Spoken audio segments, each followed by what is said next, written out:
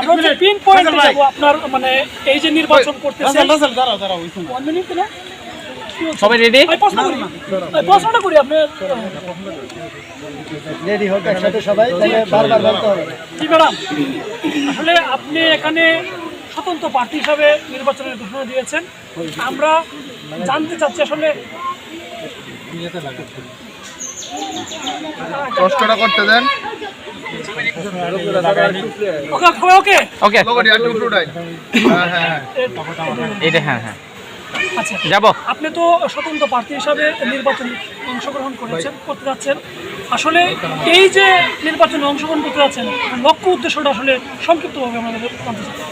আমি সর্বপ্রথম আমার সালাম দেই আমার ইটনা অষ্টগ্রাম মিঠামইনের সকল এবং সর্বস্তরের জনগণকে। আমি এই পরিবার, এই এলাকার সন্তান। আমি আসলে আমার ছোটোবেলা থেকে ইচ্ছা ছিল আমি এই এলাকার জন্য কিছু করি।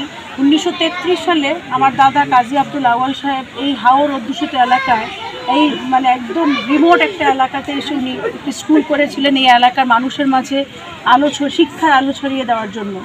আমার চাচা ভাষা সৈনিক, মুক্তিযুদ্ধের মহান সংগঠক মরহুম কাজী আব্দুল বারী সাহেব এই দেশের জন্য মেহনতি মানুষের জন্য কাজ করতে গিয়ে অনেক নির্যাতিত হয়েছেন। বৈষম্যহীন সমাজ করার জন্য অনেক চেষ্টা করেছেন, নির্যাতিত হয়েছেন। ওনাদেরই পথ ধরে আমার বাবা অষ্টগ্রাম রোটারি কলেজের প্রতিষ্ঠাতা প্রিন্সিপাল। সারা জীবন আমরা হয়তোবা কাজের উদ্দেশ্যে, আমাদের লেখাপড়ার উদ্দেশ্যে আমরা ঢাকায় থেকেছি, কিন্তু আমাদের মন পড়ে থাকে অষ্টগ্রামে, ইটনাতে, পিটামনে।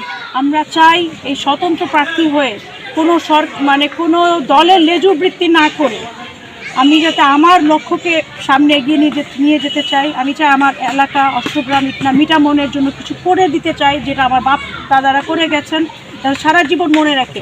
আমি এমপি হতে হবে বা জনপ্রতিনিধি হতে হবে এমন কোনো কথা নেই, কিন্তু আমি আপনাদের পাশে সব সময় থাকতে চাই। আমি চাই আমার এই অষ্টগ্রাম ইটনা মিঠামন এলাকার লোকজন মানে একটা সুন্দর শান্তিপূর্ণ সমাজে বাস করুক।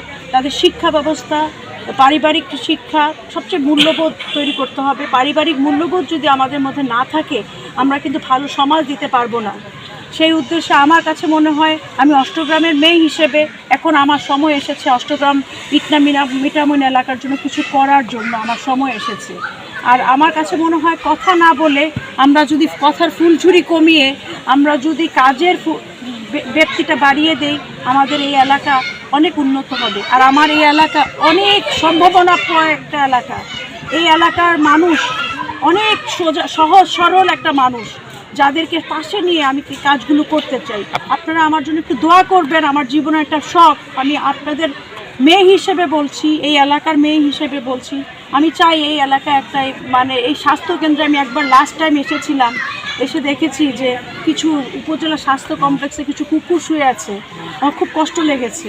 আমার কাছে মনে হয়েছে যে আমাদের এই অষ্টগ্রামের জন্য একটি হসপিটাল করা দরকার। আপনারা দোয়া করবেন। আমি এমপি পদপ্রার্থী হয়ে এসেছি, কিন্তু আমি এমপি হতে হবে এমন কোনো কথা নেই আমার, কিন্তু আমি চেষ্টা করব নিজ উদ্যোগে হোক, সবার সহযোগিতায় হোক, আমি একটি এখানে হসপিটাল করার 50 শয্যা বিশিষ্ট একটি হসপিটাল আর একটি 5টি আইসিইউ বিশিষ্ট, যাতে আমাদের এই হাওর এলাকার অধ্যুষিত মানুষ, আমাদের এই বাপ চাচা ছোট ভাই বোন মারা যাতে কষ্ট করে হাওরটা পার হয়ে সেই বাজিতপুর ভাগলপুরে যেতে না, এখান থেকে যেতে আমরা স্বাস্থ্য কেন্দ্রের সূচনা করতে পারি। এটা করেছে শিক্ষা সূচনা, যেহেতু আমার বাপ দাদারা করেছেন, স্বাস্থ্যের ক্ষেত্রে সূচনা আমি করতে চাই এখান থেকে। আপনি তো হয়তো জানেন এখানে একটা বিএনপি একজন শক্তিশালী একজন প্রার্থী রয়েছে, কেন্দ্রীয় নেতা। সেভাবে আপনি কেমন প্রস্তুতি নিয়েছেন তাকে করে? উনি অনেক অভিজ্ঞ একজন নেতা, ওনাকে আমি সালাম দেই। ওনার রাজনৈতিক অভিজ্ঞতা অনেক বেশি, আমি ওনাকে সম্মান জানাই। সবাই একটা জায়গায় নামতে হলে তো একটা কম্পিটিশন থাকবে, কম্পিটিশন ছাড়া তো আপনি pass fail first second third বুঝতে পারবেন না। সবাই একসাথে মিলে যদি আমরা কাজ করি, আমাদের উদ্দেশ্য হচ্ছে কিন্তু এই এলাকাটাকে সুন্দরভাবে গড়ে তোলা। কারোর সাথে রেষারেষি, কারোর সাথে আমাদের বৈষম্য, এগুলি ভুলে গিয়ে আমরা যাতে সবাই কাঁধে কাঁধ মিলিয়ে আমরা একসাথে কাজ করতে চাই। যে পাশ করে আসুক, উনি যদি জনপ্রিয়তা দিয়ে, ওনার বুদ্ধি দিয়ে, ওনার কাজ দিয়ে উনি পাশ করে আসে, ওনাকে আমি অবশ্যই গিয়ে ফুলের মালা দিয়ে আসবো। আমিও যদি পাশ করে আসি, উনিও আমাকে সেই সহযোগিতা করবে, আমি সেই আশাটুকুই করি। আপনার এমনিতে কোনো রাজনৈতিক পরিচয় আছে? আমার রাজনৈতিক পরিচয় তো আমার কাজী আব্দুল বারী সাহেব, যিনি না কোনো রাজনৈতিক দলের সাথে আপনার কোনো আমি কোনো রাজনৈতিক দলের প্রার্থী নই, আমি স্বতন্ত্র প্রার্থী। আমি স্বতন্ত্র হিসেবে এসেছি এখানে, কারণ আমার কাছে মনে হয় রাজনৈতিক দলগুলোর আরও একটু সংস্কার প্রয়োজন। লেজুর বৃত্তি জিনিসটা আমি থেকে বেরিয়ে আসতে চাচ্ছি, আর একটু সংস্কার। আমরা এই যে আমরা যে আন্দোলন করলাম, এই ভাষা আন্দোলন বলেন, ৭১-এর সংগ্রাম বলেন, যত সংগ্রাম আমরা করেছি, আমরা এই দেশকে ভালোবাসার জন্যই করেছি, রক্ত দিয়েছি। যদি এইটুকু যদি আমরা যদি নিজেদের দলের মধ্যে যদি গণতন্ত্রটা ফিরিয়ে আনা যায়, তাহলে সারা দেশবাসীর মধ্যে গণতন্ত্র আসবে, আর গণতন্ত্র আসলে একটা দেশ এমনি এগিয়ে যায়।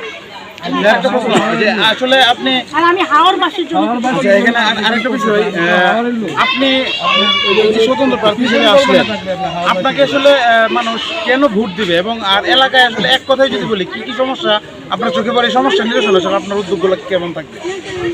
আমার কাছে মনে হয় আমাদের হাওড়টা হচ্ছে কৃষির উপর নির্ভরশীল, মৎস্য কৃষি।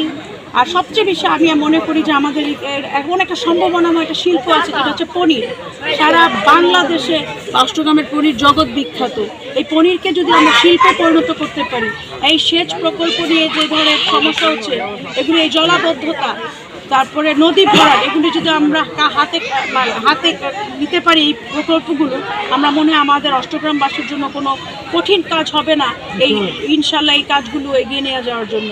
কারণ হচ্ছে এইখান থেকে যেই পরিমাণে, this is the second largest Haor in Bangladesh, আমাদের এই হাওর থেকে যেই পরিমাণে ধান হয়, আমরা কৃষকদের পাশে থাকতে চাই এবং এখানে মৎস্যজীবীদের পাশে থাকতে চাই। এখানে আমাদের এই মানুষজনের জন্যই তো আমরা বেঁচে আছি। আমরা আজকে ভাত খাচ্ছি, আজকে আমরা মাছ খাচ্ছি, এত ভালোভাবে বেঁচে আছি, কিন্তু এনাদের উপর নির্ভর করে। ওনাদেরকে যদি আমরা সম্মান করতে না পারি, ওনাদেরকে যদি আমরা সাহায্য করতে না পারি, ওনাদের সাথে যদি থাকতে না পারি, আমরা তো কিছুই করতে পারবো না। ওনারা হচ্ছে আমাদের অর্থনীতির ভিত্তি। সেই উদ্দেশ্য নিয়ে আসলে আমার এখানে আসা। সবসময় আমি কৃষক ভাইদের সাথে আছি, আমি আমার মৎস্যজীবী ভাইদের সাথে আছি, আমি হাওড়বাসী এলাকার সাথে আছি। আমি চাই মহিলারাও এখানে কিছু নিজেদের পায়ে নিজেরা গড়ে উঠুক। আমার একটা উদ্দেশ্য, আমি স্বতন্ত্র প্রার্থী হিসেবে এসেছি, একজন মহিলা হিসেবে আমি দেখা যায় নারী নেতৃত্ব শুধু দল দ্বারা হয় না, একাও হওয়া যায়। সেটি আমি প্রমাণ করতে এসেছি, যদি আমার অষ্টগ্রাম ইসলামী আমার পাশে থাকে। ঠিক আছে।